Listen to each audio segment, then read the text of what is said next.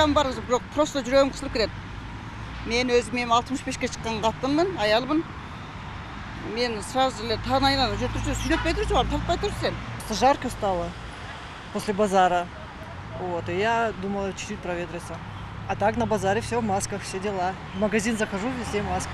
Азыр көчөдө жүрөм да, общий жерге чыкканда тартып тагып алатам. Маршрутка, автобустарга чыкканда азыр жүрөм го. Маскабы негизи мен студентмин.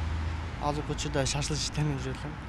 Негизи маска тагыш керек негизичи. Чөнтөгүмдө негизи маска бар. Базарларга түшкөндө, маркеттерге түшкөндө тагабыз, коомдук жайлардачы.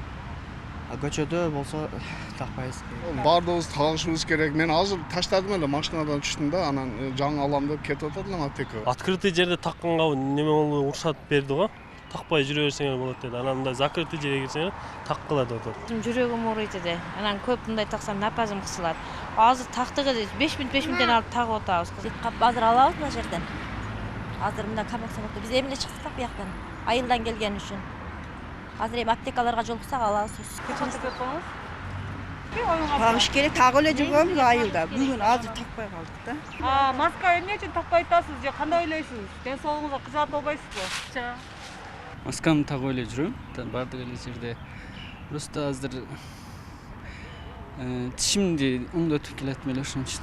Эмнеге? Маска бар, унутуп калдым. Азыр иштен чыгып жакын бардым.